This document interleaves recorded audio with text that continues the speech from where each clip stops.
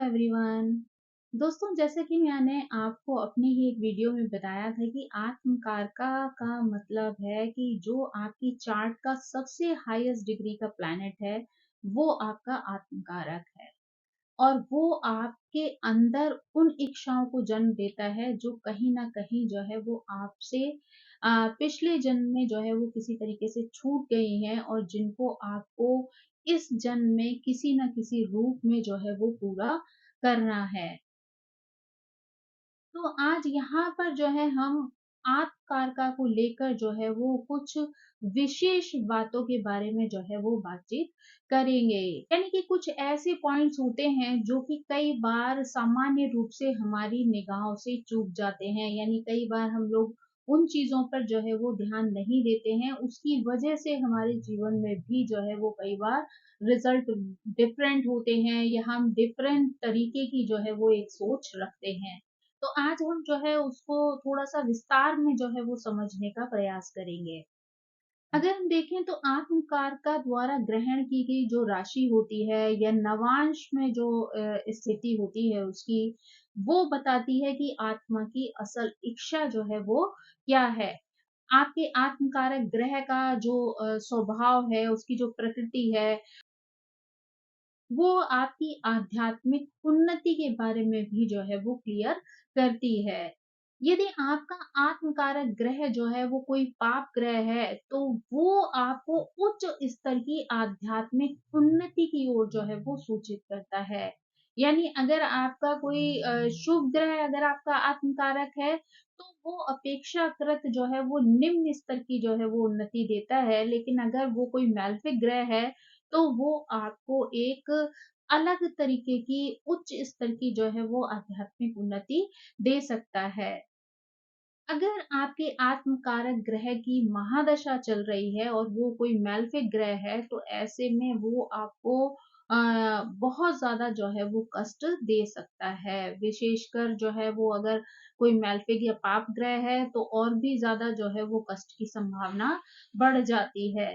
लेकिन अगर आपका जो आत्मकारक है वो जिस राशि में बैठा हुआ है, अगर उसकी जो है वो महादशा चल रही हो या जहाँ पर आपके आत्मकारका की दृष्टि पड़ रही हो, उस ग्रह की जो है वो महादशा चल रही हो, तो यहाँ पर जो है व्यक्ति महान उपलब्धियाँ जो है वो प्राप्त कर सकता है। यानी इस महादशा में व्यक्ति को महान उपलब्धियाँ प्राप्त हो सकती हैं, उसकी आध्यात्मिक उन्नति जो है वो हो सकती है। यहाँ पर कई तरीके के लाभ भी जो है वो व्यक्ति को मिल सकते हैं। अगर व्यक्ति का आत्मकारक जो है वो वक्री हो, तो ये इंगित करता है कि जन्म का कारण जो है वो किसी एक गहराई से जुड़ी हुई जो है वो इच्छा है। यानी कोई एक ऐसी इच्छा है जो पास्ट लाइफ में जो है वो अधूरी रह गई है और उस इच्छा को व्यक्ति को जो है वो इस जन्म में पूरा करना है। यानी वो इच्छा जो है वो एक प्रबल इच्छा के रूप में जो है वो व्यक्ति के जन्म के साथ आई है। ये इच्छा जो है वो ग्रह के स्वभाव के माध्यम से भी जो है वो देखी जा सकती है, जानी जा सकती है। यानी अगर एग्जाम्पल के लिए कहें, अगर व्यक्ति का मंगल जो है वो वक्री है और आत्मकारक है, तो ऐसे ऐसे में जातक को जीवन में किसी प्रकार की रणनीति या प्रतियोगिता या संघर्ष जो है वो अपनी ओर खींचेगा।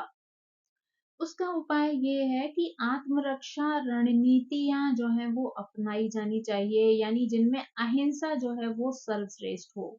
यानी हिंसक नीतियों से जो है वो व्यक्ति को दूर रहना है, अहिंसा का मार्ग अपनाते हुए जो है वो लोगों को रास्ता दिखाना है। अगर शनि जो है वो वक्री आत्मकारक हैं, तो ऐसे में जो है इच्छा बुजुर्गों या जो प्राचीन ग्रंथ हैं उनसे जुड़ी हुई जो है हो सकती है, प्राचीन ज्ञान से जुड़ी हुई हो सकती है। पुराने ज्ञान को नए रूप में जो है वो प्रस्तुत करने की इच्छा जो है वो व्यक्ति को हो सकती है। ये इच्छा जो है वो बहुत तीव्र होगी और यही व्यक्ति के जीवन की दिशा को निर्धारित करेगी। अगर जातक जो है यहाँ पर विशेषकर बुजुर्गों को, अपने गुरुओं को जो है वो किसी प्रकार का दुःख देता है, तो उसे ये समझना चाहिए कि उसके लिए ये बहुत ज़्यादा खराब समय चल रहा है और उसका भाग्य भी जो है वो अत्यधिक दुखों से जो है वो भरा हुआ है। ये सबसे अच्छा उपाय ये है कि दूसरों के वचन या कार्यों को जो है वो व्यक्ति को सहन करना आना चाहिए। साथ ही व्यक्ति ने जो भी मार्ग जो है वो अपने लिए चुना है उस पर वो अडिग रहे, यानी कोई भी व्यक्ति उसे कुछ भी कहता रहे, किसी भी तरीके के जो है वो उल्टे सीधे वचन, किसी तरीके की डांट, किसी तरीके की निगेटिविटी कोई फैलाता रहे उसके आसपास, लेकिन आपको अपने आप को विचलित नहीं होने देना है। जो भी आपके जीवन का लक्ष्य है उस पर आपको बिना इधर उधर देखे जो है वो चलते जाना है। आपको अपने जीवन को किसी के भी कहने सुनने से प्रभावित नहीं करना है। साथ ही अगर व्यक्ति का आत्म कारक जो है वो अस्त होता है तो ऐसे में आध्यात्मिक अंतर्दृष्टि जो है वो ग्रह प्रदान करता है, यानी व्यक्ति को जो है वो आध्यात्मिक जो अंतर्दृष्टि है वो स्पेशल रूप में जो है वो प्रदान की जाती है। यानी यहाँ पर आत्मकारक अगर कम्बस्ट है, अस्त है, तो व्यक्ति को जो है वो उससे घबराना या टेंशन जो है वो नहीं लेनी चाहिए, बल्कि वो स्थिति जो है वो ईश्वर ने उसको एक विशेष योग्यता के साथ जो है वो प्रदान की है। यहाँ पर जो है वो आध्यात्म को एक अलग नज़रिए से जो है वो देखकर उस पर जो है वो आगे बढ़ सकता है। एक विशेष योग्यता जो है वो ईश्वर के द्वारा उसे प्राप्त हुई है। अगर व्यक्ति का सूर्य जो है आत्मकारक हो तो जातक को अपने अहंकार पर जो है वो विजय प्राप्त करनी चाहिए। उसे हमेशा जो है वो विनम्र बनना चाहिए, यानी कि यहाँ पर अगर सूर्य आपका आत्मकारक है तो व्यक्ति को जो है वो अहंकारी नहीं होना चाहिए, ईगो को अपने अंदर नहीं पालना चाहिए। ईगो की वजह से दूसरों का अपमान करना जो है वो व्यक्ति के लिए निगेटिव साबित हो सकता है। तो इसलिए जो है आपको हमेशा विनम्र रहना है, दूसरों की बातों को सुनना है, दूसरों के साथ जो है वो अच्छा व्यवहार करना है, उनकी मदद करनी है। अगर चंद्रमा जो है वो आपका आत्मकारक हो तो व्यक्ति जो है वो करुणामयी होना चाहिए और साथ ही संवेदनशील होना चाहिए, यानी दूसरे के सुख दुख को भी वो उतनी ही इम्पोर्टेंस दे जितनी कि वो अपनी तकलीफों को देता है। यानी उसे दूसरों की तकलीफों का जो है वो ध्यान रखना चाहिए, उसकी भावनाओं का ध्यान रखना चाहिए और उसको जो है वो हर तरीके से दूसरों की मदद जो है वो हमेशा करनी चाहिए। अगर व्यक्ति का मंगल जो है वो आत्मकारक है तो ऐसे व्यक्ति को हिंसा से हमेशा जो है वो दूर रहना चाहिए, अहिंसा का मार्ग अपनाकर जीवन में आगे बढ़ना चाहिए।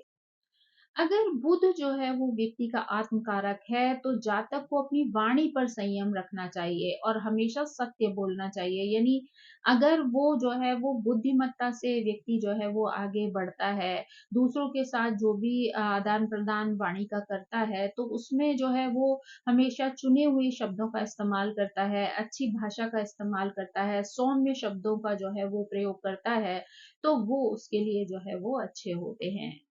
अगर गुरु जो है वो किसी व्यक्ति का आत्मकारक है तो जातक को गुरु का और पति का जो है वो सम्मान करना चाहिए, अपने बच्चों की जो है वो देखभाल करनी चाहिए, ज्ञान का जो है वो विस्तार करना चाहिए, अपना ज्ञान जो है वो दूसरों तक पहुंचाकर उनका मार्गदर्शन करना चाहिए। अगर शुक्र जो है वो व्यक्ति के आत्मकारक हैं तो जातक को चरित्रवान होना चाहिए, साथ ही अ, अवैध संबंधों से जो है व्यक्ति को बचना चाहिए, काम वासनाओं से जो है वो अपने आप को दूर रखना चाहिए। अगर शनि व्यक्ति का आत्मकारक होता है तो ऐसा व्यक्ति जो है वो कभी किसी को जो है वो कोई दुख नहीं दे सकता है। उसे जो है वो लोगों के दुख को कई बार जो है वो साझा करना पड़ेगा, यानी अगर कोई भी जो है वो किसी परेशानी में है तो ऐसा व्यक्ति जो है वो दूसरों के दुख को जो है वो सुनने समझने का प्रयास करता है, उनको जो है वो मदद करने की जो है वो हमेशा कोशिश करता है।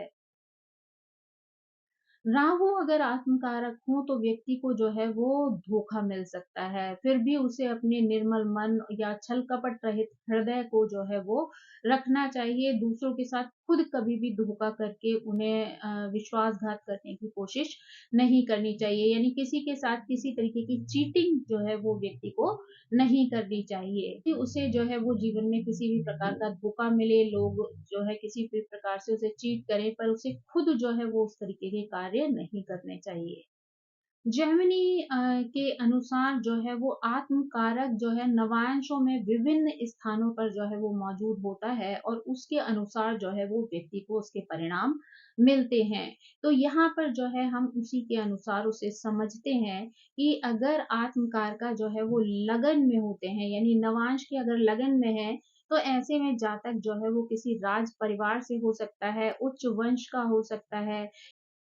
अगर नवांश के जो लग्नेश हैं वो आत्मकारका से युक्त हों तो जातक साधारण परिवार का होकर भी राजा के समान जो है वो उच्च पद की प्राप्ति कर सकता है। अगर आत्मकारका जो है वो नवांश की लग्न को देख रहे हों तो जातक जो है वो जन्म से ही राजकीय संबंधों से युक्त होता है। साथ ही प्रथम भाव में प्राकृतिक कारक सूर्य की शक्ति जो है वो राजयोग की मात्रा को भी दर्शाती है। अगर आत्मकारक जो है वो सेकंड हाउस में हो तो जातक अत्यंत आध्यात्मिक और महान संत होता है। यदि शनि जो है वो बलवान हो तो पूर्ण संन्यास की प्राप्ति भी जो है वो व्यक्ति कर सकता है। अगर शुक्र बलवान हो तो जातक जो है वो कठोर तप करने वाला होता है।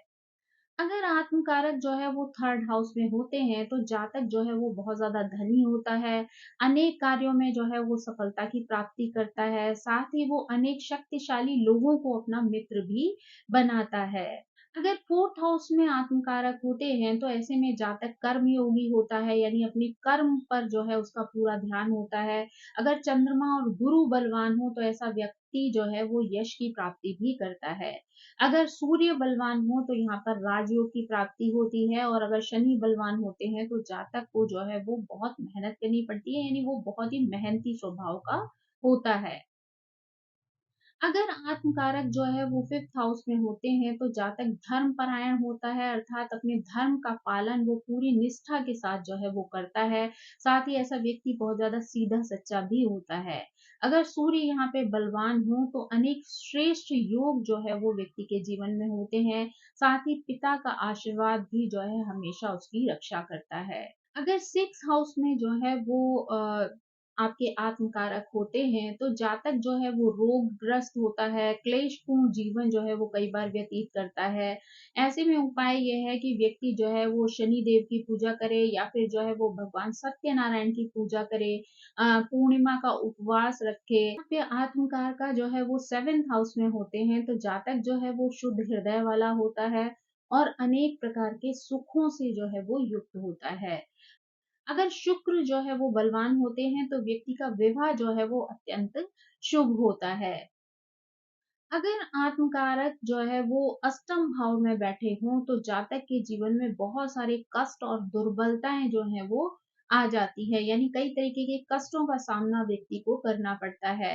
ऐसा व्यक्ति जो है वो हर तरीके के युद्ध में जो है वो विजय प्राप्त कर सकता है, यानी अगर युद्ध से मतलब है कि जीवन के जो भी संघर्ष उसके सामने आते हैं उनसे जीतने की शक्ति जो है वो व्यक्ति रखता है। अगर आत्मकारक जो है वो नाइन्थ हाउस में होते हैं तो व्यक्ति बहुत ज्यादा पुण्य आत्मा होता है, धनी होता है, साथ ही बहुत ज्यादा भाग्यशाली भी होता है। अगर आत्मकार का जो है वो टेंथ हाउस में हो तो यहाँ पर जातक जो है वो शुद्ध हृदय वाला होता है, अच्छे घर परिवार वाला होता है, साथ ही परिवार और माता के लिए जो है वो आधार स्तंभ होता है, यानी परिवार के लिए वो एक सहारा जो है वो बनता है, लोगों को सपोर्ट जो है वो प्रदान करता है, यानी उसे एक सपोर्ट सिस्टम भी जो है वो कहा जा सकता है परिवार के लिए। अगर यहाँ पर उसका चंद्रमा बलवान होता है तो विशेष रूप से ये स्थिति उसके लिए शुभ होती है। अगर आत्मकारक का जो है वो एकादश भाव में होते हैं तो जातक बहुत ज्यादा बहादुर होता है, युद्ध में जो है वो विजय प्राप्त करने वाला होता है, यानी कि अपने किसी भी प्रकार के संघर्ष से अपने आप को बाहर निकलने की क्षमता रखता है। ऐसा व्यक्ति किसी भी कार्य को पूर्ण करने की क्षमता रखता है। साथ ही अगर मंगल बलवान हो तो ऐसा व्यक्ति जो है वो राजयोग का भोग भी करता है। अगर आत्मकार का जो है वो द्वादश भाव में होते हैं तो जातक जो है वो बहुत ज्यादा धनवान होता है और माता लक्ष्मी की कृपा जो है वो ऐसे जातक के ऊपर बनी रहती है, यानी वो भी जो है वो जीवन में सभी प्रकार के सुखों का जो है वो आनंद उठाता है। तो दोस्तों ये थी आत्मकारका से संबंधित जानकारी, यानी आत्मकारका जो है वो नवांश में अलग-अलग हाउस में जाते हैं तो किस तरीके से जो है वो व्यक्ति के जीवन को जो है वो प्रभावित करते हैं। आई होप ये जानकारी जो है वो आपको पसंद आई होगी। Thank you so much. मेरी आप सभी से रिक्वेस्ट है कि प्लीज़ मेरे चैनल को सब्सक्राइब करें, लाइक करें, शेयर करें और कमेंट करके इसी तरह मुझे प्रेरित करते रहें। So thank you so much. Bye bye.